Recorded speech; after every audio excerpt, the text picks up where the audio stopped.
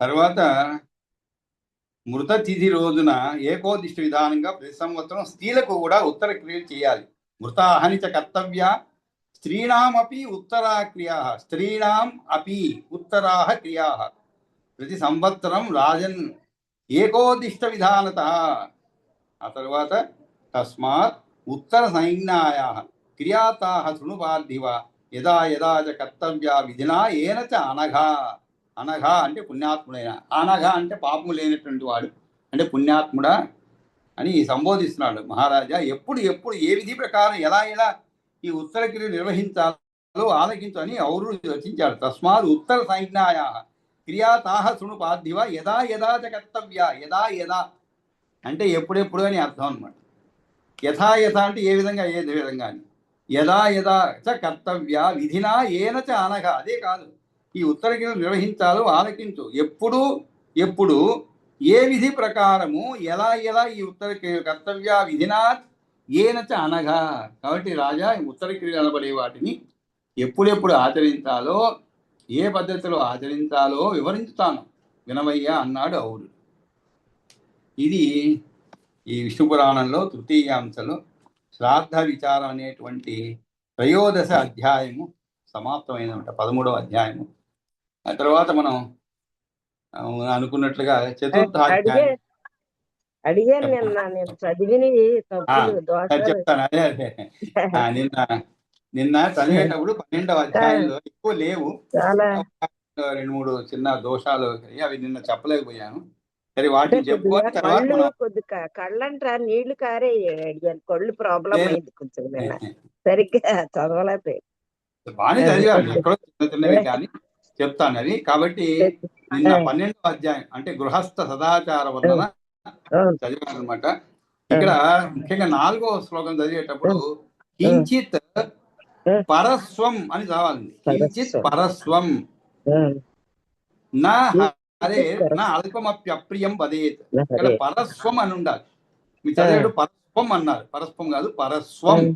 అంటే పరస్వం అంటే ఏమిటి? పరధనము అని అర్థం అండి. కించిత్ పరస్వం అంటే పరధనాన్ని అని అర్థం అన్నమాట. తర్వాత 5వ శ్లోకం చదివేటప్పుడు నా దుష్టం, 2వ పాదంలో నా దుష్టం యానం ఆరోహేత్. నా దుష్టం యానం ఆరోహేత్. యానం అంటే వాహనం అన్నమాట. తర్వాత కుల ఛాయం అన్నారు. కుల కాదండి, కుల అంటే కులము. కూల ఛాయం, కూల కూల అంటే ఒడ్డు అని అర్థం. కూల అని రావాలి. కూల ఛాయం నా సంశ్రయేత్. ఆ తర్వాత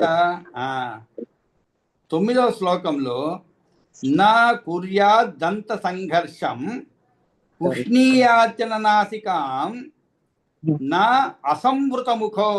నా సంవృతం అన్నారు కాదు, నా అసంవృత ముఖో. అసంవృత అంటే ఏంటి? అడ్డు పెట్టుకోవడం. అంటే అడ్డు సంవృత అంటే అడ్డు పెట్టుకోవడం. ఇక్కడ నా సంవృత అంటే అర్థం మారిపోతుంది. నా అసంవృత ముఖో అంటే నోటికి అడ్డం పెట్టుకోకుండా ఆవరించరాదు. జృంభేత్ ఉచ్ఛ్వాస కాసౌ ఉచ్ఛ్వాస కాసౌ చ వర్జయేత్. ఇక్కడ వర్జయేత్ అన్న చోట మీరు వర్ణయేత్ అన్నారు. వర్ణ కాదండి, అది వర్జ. వర్జ అంటే వదిలిపెట్టడం అనమాట. అంటే ఇతరులకు తగిలేలా ఊపిరి విడవరాదు. అంతే. మరీ దగ్గరగా పోయి మాట్లాడాలనుకోండి ఏమవుతుంది? మన ఊపిరి వాళ్ళకి తగులుతూ ఉంటుంది. అంతేకాదు మనం ఎప్పుడో మాట్లాడేటప్పుడు నోటికి ఏదైనా చెయ్యి ఎలా అడ్డం పెట్టుకొని మాట్లాడాలి ఎవరికన్నా. అంటే నోటి దుర్వాసనలు కానీ ఇతరత్ర ఇబ్బందులు ఉండదు వాళ్ళకి, ఎదుటి వాడికి అన్నమాట. ఆ విధంగా కాబట్టి వర్జయేత్.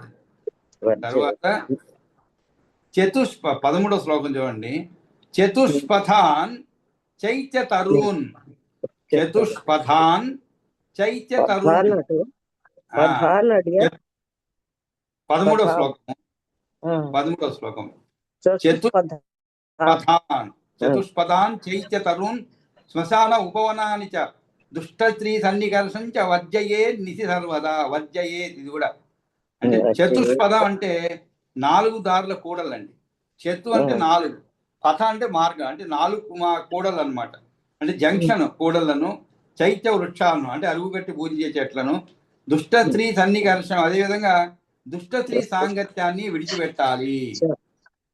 తరువాత ఇంకా చదివారు 13వ శ్లోకంలో 19వ శ్లోకంలో 19 అంటే 19th నా స్నానయాత్ నా స్వపేత్ నగ్నో నచైవ నా స్నానయాత్ నా స్వపేత్ నగ్నో నచైవ ఉపస్పృశేత్ బుధః ఉపస్పృశేత్ నచైవ ఉపస్పృశేత్ అంటే ఆచమనం కూడా బట్టలు లేకుండా చేయరాదు.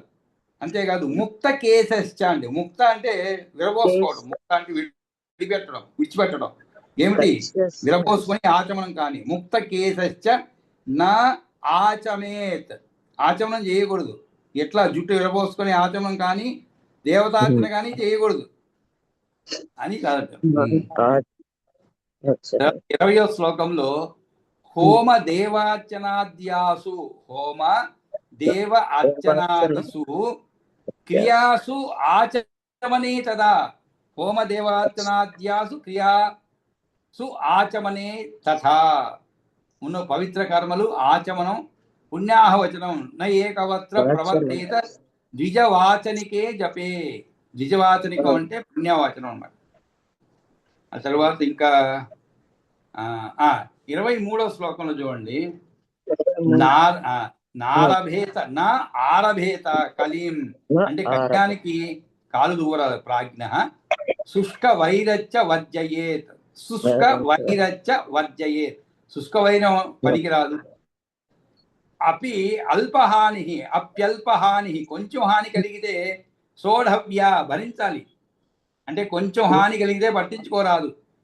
తర్వాత వైరేణ ఇక్కడ అర్థం అన్నారండి. అర్థం వైరేణ అర్ధాగమం త్యజేత్. వైరేణ అర్ధ ఆగమం. అర్ధ అంటే ఏమిటి? ధనము. కాబట్టి ఇంత చదివేటప్పుడు మీరు నిన్న అర్ధ అంటే సగం అనే అర్థంలో చదివారు. వైరేణ అర్ధాగమం. అర్ధాగమం అంటే విరోధం తెచ్చిపెట్టేటువంటి ధన సంపాదన విడిచిపెట్టాలండి. ఎలాగంటే ఉదాహరణకి వైరంతో ధన సంపాదన, మీకు ఉదాహరణకి ఎలాగంటే మీరు ఒక వస్తువు కొన్నారనుకో. చిన్న సింపుల్ ఎగ్జాంపుల్ చెప్తాను. ఏదో ఒక 100 రూపాయలు 150 రూపాయలు ఎక్కడో కాశీకి పోయారు మీరు. కాశీకి పోయినప్పుడు అక్కడ ఒక మంచి వస్తువు కొన్నారు, పవిత్రమైన వస్తువు తీసుకొచ్చి ఇంట్లో పెట్టుకున్నారు. 200 రూపాయలు అనుకోండి అది ఉదాహరణకి. పక్కింటి వాళ్ళు వచ్చారు, వచ్చి చాలా బాగుందండి, ఎక్కడిదండి అని అడిగితే ఇట్లా కాశీ పోయామండి తీసుకొచ్చాము అంటే, సరేనండి మరి మీరు మళ్ళా పోతూనే ఉంటారు కదా, ఇది నాకు ఇవ్వండి, ఎంత అయింది నేను ఇస్తానన్నారు అనుకోండి.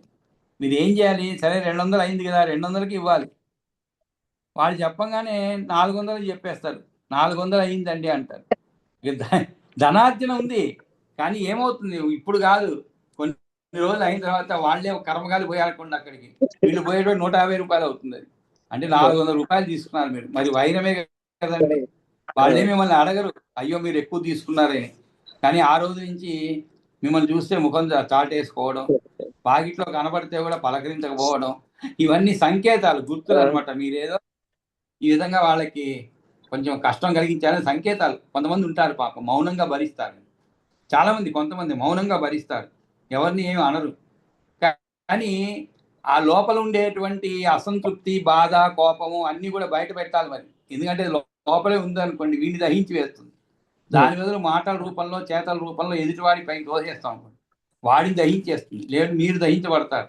ఎప్పుడో మనం లోపల పెట్టుకుంటే అనారోగ్యం అని. అందుకని చెప్పి మరి వెంటనే అరవాలని కాదు, అరవడం అని కాదు, మనం ఏదో ఒక విధంగా దాన్ని బయటికి పంపించేయాలన్నమాట. ఏదో ఒక సేఫ్టీ వాళ్ళు తెరవాలి. మనం సేఫ్టీ వాళ్ళు తెరగపోతే ఏముందని ప్రెషర్ కుక్కర్ పగిలిపోతుంది. పాత రోజుల్లో అంటే ఇప్పుడు సేఫ్టీ వాళ్ళు వచ్చాయి. పాత రోజుల్లో కుక్కర్ కనిపెట్టినప్పుడు లేవండి అవన్నీ. కనిపెట్టినప్పుడు లేదు. ఒకవేళ ఏదైనా దాని లోపల ఏదైనా లోపల ఉండిపోయి స్టీమ్ బయటికి రాలేకపోయింది అనుకోండి, ఆ స్టీమ్ ప్రెషర్కి ఆ పైన మూత ఉంటుంది, అది పగిలిపోయి పైకప్పు తగిలే. ఆ రోజుల్లో అంత పగిలిపోయేది అనమాట. ప్రెషర్ కుక్కర్ లోపల ఎక్కువ ప్రెషర్ అయిపోయి. ఇది చూసి చాలా మంది భయపడేవాళ్ళు. Pressure cooker ఉపయోగించాలంటే భయపడేవాళ్ళు. కాబట్టి మార్కెట్ పడిపోయింది. అందులో ముఖ్యంగా వీళ్ళది టీటీకే వాళ్ళ కంపెనీ అనమాట. ఇవన్నీ ఒకసారి చదివాను నేను. ఆ తర్వాత దానిపైన పెద్ద రీసెర్చ్ చేశారు, ఏం చేయాలి దీనికి అని చెప్పి. అప్పుడు ఒకవేళ అది అలా అయితే కూడా లోపల ప్రెషర్ పెరిగే కొద్దీ పక్కన ఇంకోటి ఉంటుంది, సేఫ్టీ వాల్ ఒకటి ఉంటుంది, గమనించుంటారు మీరు. ఇళ్ళలో కూడా ఒకటి రెండు సార్లు దాన్ని మాత్రం అది తెలుసుకుంటుంది అనమాట. అది తెలుసుకున్నప్పుడు ఏమవుతుంది, లోపల ప్రెషర్ దీని నుంచి రాకుండా దాంట్లో నుంచి పోతూ ఉంటుంది. కాబట్టి లోపల ప్రెషర్ తగ్గిపోతుంది, మీకు ఎటువంటి ఉపద్రవం ఉండదు. అది కొత్త కనిపెట్టారు ఆ తర్వాత. ఆ విధంగా మనకు కూడా ఏదో ఒకటి ఉండాలి, లోపల పెట్టుకోలేం కదండి. కాబట్టి అటువంటి ధనార్జన చేయకూడదు, విరోధం తెచ్చిపెట్టే ధన సంపాదన విడిచిపెట్టాలన్నమాట. అంతేకాదు ఎవరికైనా ఏదైనా వస్తే కూడా వాళ్ళకి ఈ రాజు వచ్చిందండి. ఒకసారి ఒకవేళ ఉదాహరణకి అమెజాన్ వాడు ఉన్నాడు అనుకోండి, మీరు మిద్ది పైన ఉంటారు, 2 పోర్షన్లు, మీది 202, 204 ఎదురెదురుగా ఉంటాయి. ఉదాహరణకి ఏదో అమెజాన్ ఎవరో ఆర్డర్ చేశారు 204 వాడు తీసుకొచ్చి 202లో ఇచ్చాడు పాపం, వాడు తెలియకుండా. మీరు వెంటనే దాన్ని ఉపయోగించారు, అందులో తిను పదార్థాలు అనుకోండి, తినేదైనా అనుకోండి, తినేశారు శుభ్రంగా. మీరు ఆర్డర్ చేయలేదు, తినేశారు. ఏమవుతుంది, మళ్ళా విరోధమే వస్తుంది. మీరు చేయనప్పుడు మీరు ఎలా తిన్నారంటే వాడు అడుగుతాడు కదా వచ్చి, తర్వాత ఎదుటి వాడికి చెప్తాడు, వాళ్ళు తీసుకున్నానండి మీ ఆర్డర్, నేను చేశాను. మీ ఇద్దరి మధ్య వైరం. కాబట్టి ఇటువంటి వైరాలు అవసరం లేదు, నేరుగా ఉండాలి. ధర్మపరంగా ఉంటే మనకి ఎప్పటికైనా కూడా తల ఎత్తుకొని మనం పయనించాలి, అంతేగాని తల దించుకొని పయనించే పనులు చేయకూడదు. ఇది దీనికి అర్థం అన్నమాట. అది చాలా చక్కగా. తర్వాత 31వ శ్లోకంలో మాంగళ్య పుష్ప రత్న ఆజ్య పూజ్య అననభివాద్య చ, పూజ్య అనన అభివాద్య చ. అంటే అనబాధ్యత అంటే ఏమిటి, అభివాద్యం అంటే పూజించడం. ఎవరిని? మాంగళ్య అంటే సదాచారంలో ఆసక్తి గల మానవుడు ఎప్పుడు కూడా మంగళ ద్రవ్యాలకు, పుష్పాలకు, రత్నాలకు, నేతికి, పూజ్యులకు నమస్కరించకుండా నా నిష్క్రమేత్ గృహాత్, నా నిష్క్రమేత్ అంటే బయటికి వెళ్ళకూడదు అని అర్థం అన్నమాట. గృహాత్ ప్రాజ్ఞ సదాచార పరో నరః. ఇవి తర్వాత 33వ శ్లోకంలో దేవర్షి పూజక సమ్యక్ పితృపిండోదక ప్రద, పితృపిండ ఉదక ప్రద, అది శాస్త్రదా పితృదేవ పిండోదక క్రియలు ఆచరించేవారు అని అర్థం అన్నమాట. ఆ తర్వాత ఇంకా ఎక్కడ దోషములు లేవండి, చాలా చక్కగా ఇవి ఇదే దోషం జరిగిన. అది తర్వాత మనం ఈరోజు ఇంకా 13వ అధ్యాయం అయిపోయింది, రేపు చదువుకుందాము. ఈరోజు 14వ అధ్యాయము ప్రారంభిద్దామండి. ఇది కూడా శ్రాద్ధ నిర్వహణలో పాత్రాపాత్ర విచారణము. దీంతో ఈ శ్రాద్ధ కర్మల గురించి అయిపోతుంది అనమాట. కాబట్టి 14వ అధ్యాయం మనం ప్రారంభిద్దాము. ఔర్వ ఉవాచ బ్రహ్మేంద్ర రుద్రనాసత్య సూర్యాగ్ని వసుమారుతాన్ విశ్వే దేవాన్ పితృగణాన్ వయాంసి మనుజాన్ పశూన్ సరీసృపాన్ ఋషిగణాన్ యచ్చాన్యద్భూత సంచితం శ్రాద్ధం శ్రద్ధాన్వితః కుర్వన్ ప్రీణయత్యఖిలం జగత్.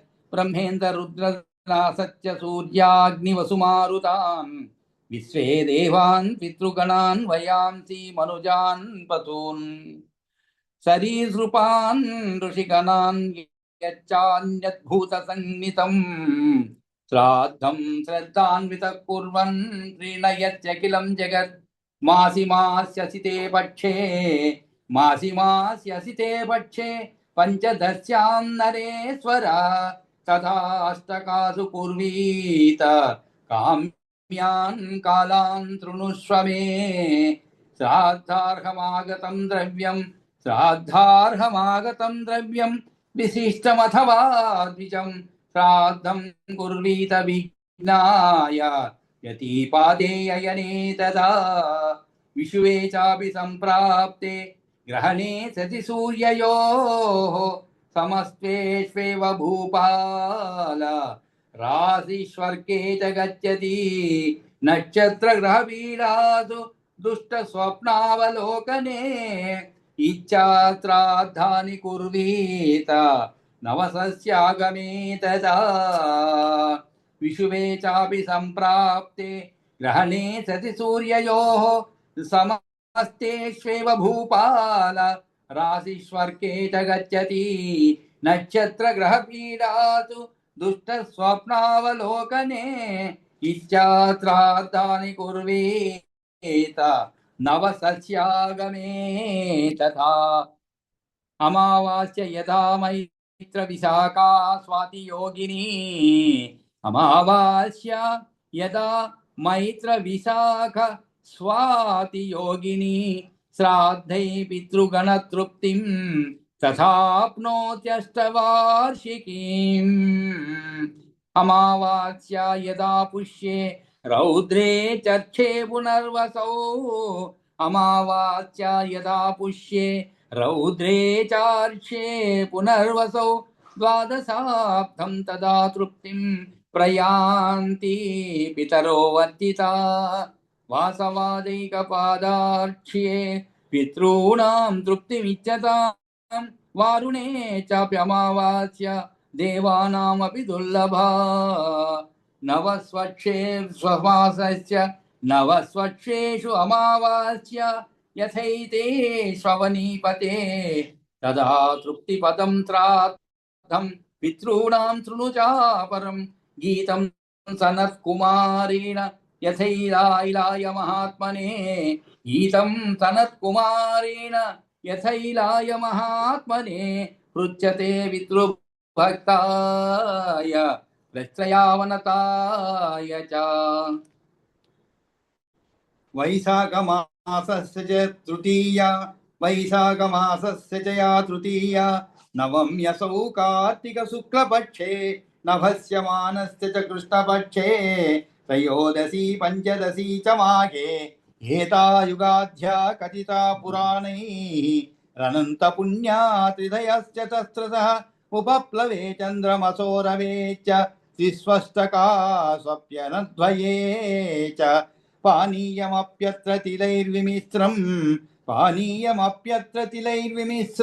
दद्या पितृभ्यः प्रयतो मनुष्यः श्राद्धं कृतं तेन समासहस्रं रहस्यमेतत् पितरो वदन्ति माघासिते पञ्चदशी कदाचित् उपैति योगं यदि वारुणेन वृक्षेण कालस्तपितॄणां न ह्यल्पपुण्यैर्नृपलभ्यते असौ माघासिते पञ्चदशी कदाचित् उपैति योगं यदि वारुणेन वृक्षेण कालस्तपरपितॄणां न हि अल्पपुण्यैर्नृपलभ्यते असौ काले धनिष्ठा यदि नाम तस्मिन् भवेतु भूपाल तदा पितृभ्यः दत्तं जलान्नं प्रददाति तृप्तिं वर्षायुतं तत्कुलजैर्मनुष्यैः तत्रैव चेत् भाद्रपदातु पूर्वा काले यथावत् क्रियते पितृभ्यः श्राद्धं परां तृप्तिमुपैत्य तेन युगं समग्रं पितरः स्वपन्ति गंगां शतद्रुं यमुनां विपासां सरस्वतीं नैमिष गोमतीं वा गंगां शतद्रुं यमुनां विपासां सरस्वतीं नैमिष गोमतीं वा तत्रावगाह्यार्चनमादरेण कृत्वा पितॄणां दुरितानि हन्ति गायन्ति चेदत् पितरः कदातु हर्षादमी तृप्तिमवाप्य भूयः मागासितान्ते सुवदिततोयैर्हास्याम तृप्तिं तनयादिदत्तैः गायन्ति चेतत् पितरः कदासु हर्षादमी तृप्तिमवाप्य भूयः मागासितान्ते सुवदिततोये यास्याम तृप्तिं तनयादिदत्तैः चित्तं च वित्तं च ऋणाविशुद्धं शस्तच्च कालः खदितो विधिश्च पात्रं यथोक्तं परमा च भक्तिर्नृणां प्रयच्छन् च विवाञ्छितानि चित्तं च वित्तं च नृणां विशुद्धं शस्तच्च कालः कथितो विधिश्च पात्रं यथोक्तं परमा च भक्तिर्नृणां प्रयच्छन् च विवाञ्छितानि पितृगीता तथैवात्र लोकास्ताञ्च शृणुष्व मे श्रुत्वा तथैव भवता भाव्यं तत्र दुदात्मना अपि धन्यः कुले जायादस्माकं मतिमान् नरः अकुर्वन् वित्तसाक्ष्यं यः पिण्डान्नो निर्वपिष्यति अपि धन्यः कुले जायादस्माकं मतिमान् नरः अकुर्वन् वित्तसाक्ष्यं यः पिण्डान्नो निर्वपिष्यति रत्नं वस्त्रं महीयानं सर्वभोगादिकं वतु విభవే సతి విప్రేభ్యో యో అస్మాదుద్దిశ్య దాస్యతి రత్నం వస్త్రం మహీయానం సర్వభోగాదికం వతు విభవే సతి విప్రేభ్యో యో అస్మానుద్దిశ్య దాస్యతి అన్నేన వా యథాశక్త్యా కాలే యస్మిన్ భక్తి నమ్రతి అన్నేన వా యథాశక్త్యా కాలే యస్మిన్ భక్తి నమ్రతి భోజయిష్యతి విప్రాఘ్యాన్ తన్మాత్ర విభవో నరః అసమర్థో అన్నదానస్య ధాన్యమామం స్వశక్తితా ప్రదాస్యతి ద్విజాగ్నేభ్య స్వల్పాల్పాం వాపి దక్షిణాం తత్రాప్యసామధ్యయుత కరాగ్రాగ్రత్తితాంతిలాన్ ప్రణమ్య ద్విజముఖ్యాయ కస్మైచిత్ భూపాదాస్యతి తత్రాపి అసమధ్యయుతః कराग्राग्रत्तितान्तिलान् प्रणम्य द्विजमुख्याय कस्मैचित् भूपदास्यति तिलै सप्ताष्टभिर्वापि समवेतं जलाञ्जनं भक्तिनम्रः समुद्दिश्य भुव्यस्माकं प्रदास्यति यतः कुतश्चित् सम्प्राप्य गोभ्यो वापि गवाह्निकम् अभावे प्रीणयन्नस्मात् श्रद्धायुतः प्रदास्यति सर्वाभावे वनं गत्वा कक्षामूलप्रदर्शकः सूर्यादिलोकापालान् इदमुच्चैर्विदिश्यति सूर्यादिलोकापालानाम् इदमुच्चैर्विदिश्यति न मे यत्ति वित्तं न धनं न चान्यश्राद्धोपयोग्यं स्वपितॄन्नतो अस्मि तृप्यस्तु भक्त्या पितरो मयैतौ कुतो भुजौ वत्मनि मारुदस्य इत्येतत् पितृभिर्गीतं भावाभावप्रयोजनं यः करोति कृतं तेन श्राद्धं भवति पार्थिव इत्येतत् पितृभिर्गीतं भावाभावप्रयोजनं यः करोति कृतं तेन श्राद्धं भवति पार्थिव इति श्री विष्णुपुराणे तृतीयांशे श्राद्ध निर्वहणे पात्रापात्र विचारणं नाम चतुर्दशोऽध्याय समाप्तः.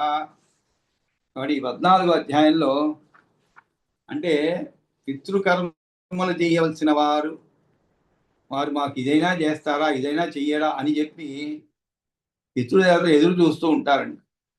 అది కూడా మా కులంలో ఈ విధంగా నాకు చక్కగా అన్ని చేసేటువంటి అంటే మమ్మల్ని ఉద్దేశించి రత్నం వస్త్రం భూమి వాహనం ధనం సమస్త భోగ ద్రవ్యాలు ఉన్న వాటిని విప్రులకు దానం చేసేవాడు మా వంశంలో ఉద్భవిస్తాడా? అదేవిధంగా మా కులంలో ధనలోపం చేయకుండా మాకు పిండ ప్రదానం చేయబోయే బుద్ధిమంతుడైన ధన్యాత్ముడైన నరుడు జన్మించడం జరుగుతుందా అని చెప్పి ఈ విధంగా ఎదురు చూస్తూ ఉంటారనమాట.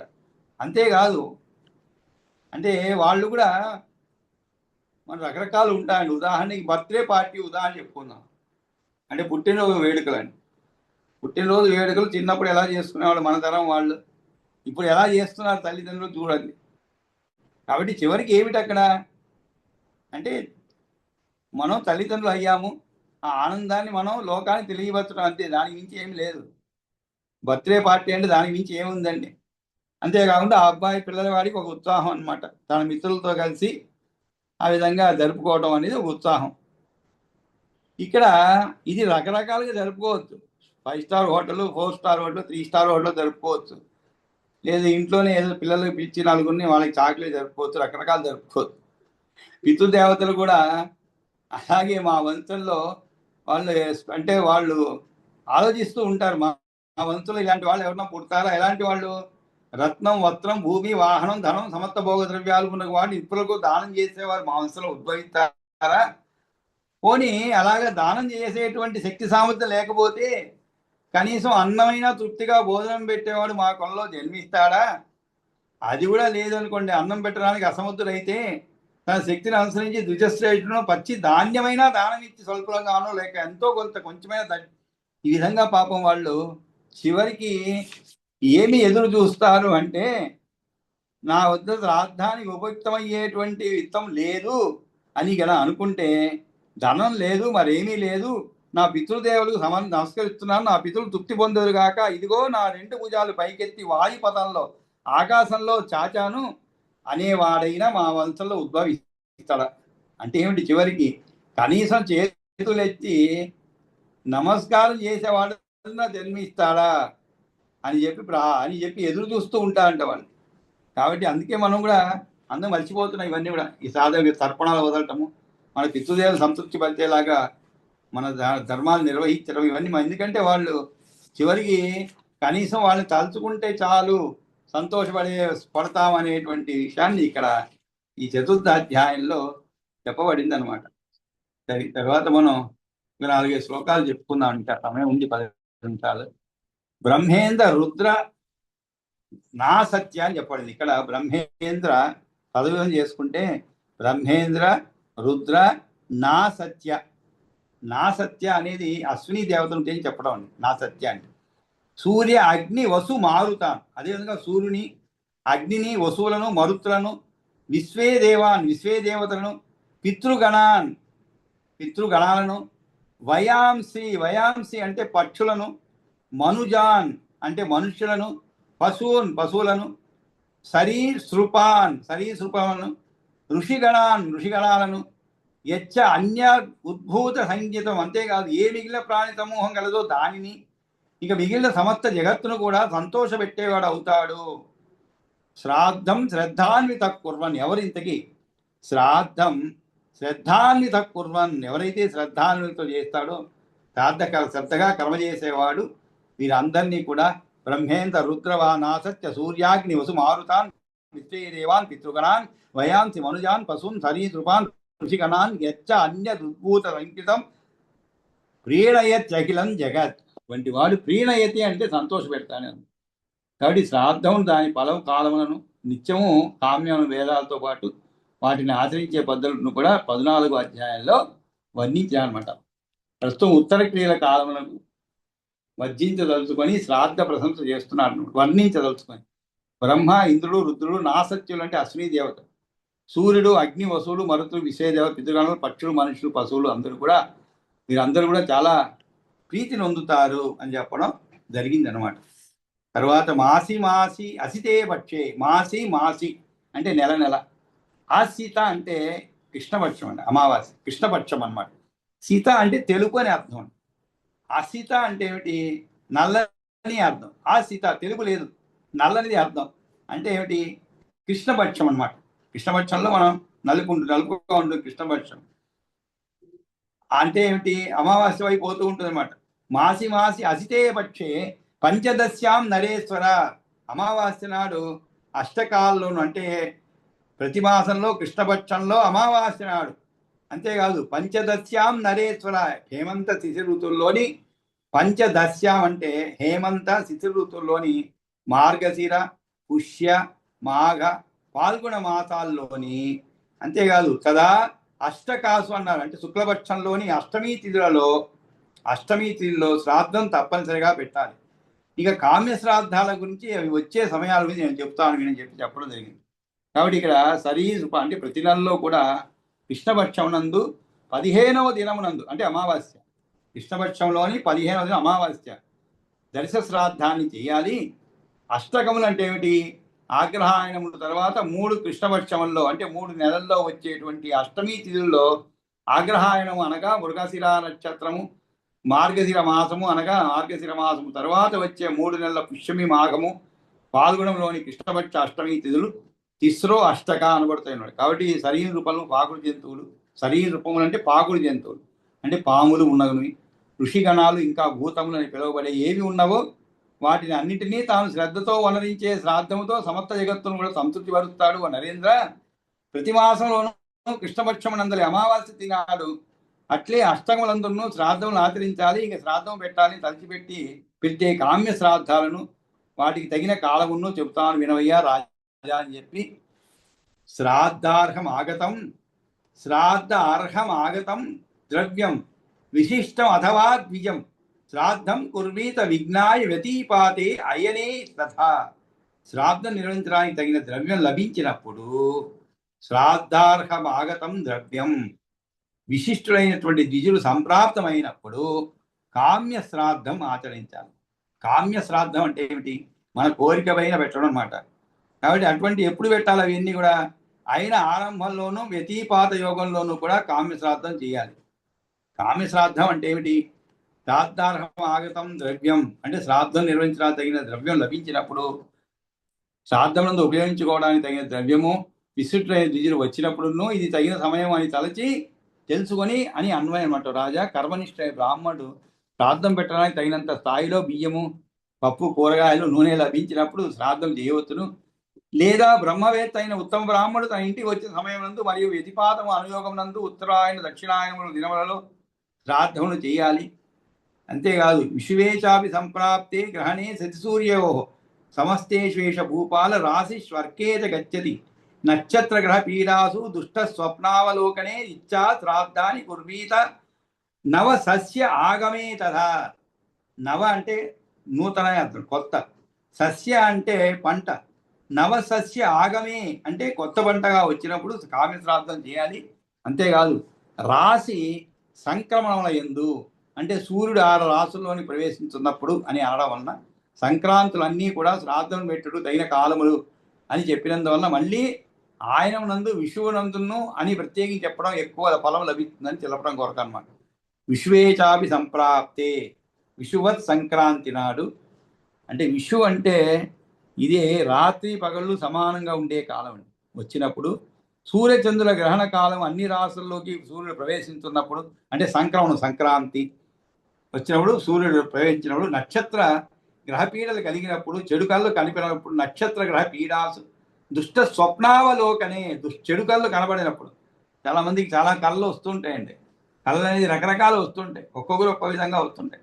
కొంతమందికి ఎప్పుడు ఏదో చెడు కళ్ళు వస్తూనే ఉంటుంది. కళ వస్తే దాంట్లో లీనమైపోతారు. కళలో అన్ని కూడా నిజంగానే ఉంటుంది కానీ కళ్ళు తెరిస్తేనే అంతా మాయ అనిపిస్తుంది. అందుకే చెప్తారు మన జీవితాలు కూడా ఇలాంటివి అని చెప్పి. అంతా ఒక కళలాగానే అండి. కళలాగానే ఎలా కళ్ళు తెరిచే లోపల అంతా అయిపోతూ ఉంటుంది. ఆ విధంగా మన మానవుడి జన్మ కూడా అలాంటిదే అనమాట. కొంతమంది కళ్ళు వస్తూ ఉంటాయి. ఆ కళ్ళలో ఏదైనా ఒక భయపడేటువంటిది దుష్ట స్వప్నాలు వస్తాయి. భయపడే అప్పుడు అలా అరుస్తూ లేస్తారు కూడా. అంటే నిజంగానే ఎవరో వచ్చి కొట్టినట్లు, లేదు ఏదో జంతువులు వారి పడినట్లు, పాము కాటేసినట్లు ఇవన్నీ కళ్ళలో వస్తుంటాయి. కానీ కళ కలగానే ఉండదు, నిజంగానే అనిపిస్తుంది. అందుకని ఆ భయానికి లేస్తుంటాయి అనమాట. కానీ ఈ విధంగా దుష్ట కళలు వచ్చినప్పుడు, స్వప్నములు వచ్చినప్పుడు కూడా శ్రాద్ధం చేయవచ్చు. నక్షత్ర గ్రహపీడలు కలిగినప్పుడు, చెడు కళ కనబడినప్పుడు, కొత్తగా పంట వచ్చినప్పుడు కామ్య శ్రాద్ధం. కామ్య శ్రాద్ధం అంటే ఏమిటి? కామ్య అంటే మనం కోరుకున్నప్పుడు అని, అంటే ఈ సంఘటన జరిగినప్పుడు మనం శ్రాద్ధం చేసుకోవచ్చు. మామూలుగా ప్రతి సంవత్సరం చేస్తుంటాం, అది కాకుండా ఇవి అన్నమాట. అమావాస్య యదా మైత్ర విశాఖ స్వాతి యోగిని. అమావాస్య ఏనాడు? అమావాస్య యదా మైత్ర విశాఖ స్వాతి యోగిని. యోగిని అంటే కలిసి ఉండడం. ఏమిటి కలిసి ఉండడం? అమావాస్య ఏనాడు అనురాధతో కానీ, విశాఖతో కానీ, స్వాతితో కానీ, అంటే ఇవన్నీ అనురాధ, విశాఖ, స్వాతి అంటే ఇవన్నీ కూడా నక్షత్రాలండి, స్త్రీల పేర్లు కాదు. అమావాస్య ఏనాడు అనురాధతో కానీ, విశాఖతో కానీ, స్వాతితో కానీ కలిసి ఉంటుందో ఆ రోజు శ్రాద్ధం పెడితే పితృగణం 8 సంవత్సరాలకు తృప్తి చెంది ఉంటుంది. శ్రాద్ధై పితృగణ తృప్తిం తథా ఆప్నోతి అష్టవార్షికీం. అష్ట అంటే 8 అంటే ఈ ఒక్కరోజు అంటే ఇది అరుదుగా వస్తుంది. ఆ వచ్చిన రోజు పెడితే 8 సంవత్సరాలకు తృప్తి చెంది ఉంటుంది అంటున్నారు. కాబట్టి అవి మనం అమావాస్య ఏనాడు అనురాధతో కానీ, నక్షత్ర ఈ 4తో కలిసి వచ్చినప్పుడు అమావాస్య ఏవేవి? అనురాధ, విశాఖ, స్వాతి, 3 నక్షత్రాలు. ఈ 3తో కలిసి వచ్చినప్పుడు ఈ విధంగా పెడితే అప్పుడు 8 సంవత్సరాల వరకు తృప్తిగా ఉంటుందన్నమాట. ఆ తరువాత ఇక్కడ నక్షత్రాలు గ్రహాల వల్ల పీడలు ఏర్పడినప్పుడు అని చెప్తాను. అంటే చెడు కాలం చూసినప్పుడు కొత్త పంటలు వచ్చినాం అంటే కొత్త పెట్టుకోవడం. అంటే గ్రామాల్లో రైతులు ఈ సంవత్సరంలో జ్యేష్ఠ ఆషాఢాల్లో వేసిన పంటల ఫలము ధాన్యాదులు తమ ఇంటికి వచ్చినప్పుడు ఆ ధాన్యంతో ఇలవేల్పుకు నివేదన పెడతారనమాట. ఇదే కొత్త పెట్టుకోవడం, లేక దేవాలయంలో భోగానికి ఇస్తారు. ఆలయం లేనప్పుడు బ్రాహ్మణుడు తమ తిరువారాధనలోని స్వామికి ఆలగింపు చేయడానికి బియ్యం వగైరా అర్పిస్తారనమాట. తర్వాత అమావాస్య యదా నవ సస్యం అంటే ఇంటికి వచ్చినప్పుడు శ్రాద్ధం చేయవచ్చును. ఇంకా అమావాస్య తిథి నాడు అనురాధ నక్షత్రం, విశాఖ, స్వాతి నక్షత్రం కలిసి ఉన్నప్పుడు శ్రాద్ధములు పెట్టినట్లయితే పితరులు 8 సంవత్సరాల పాటు సంతృప్తిని పొందుతుంటారు.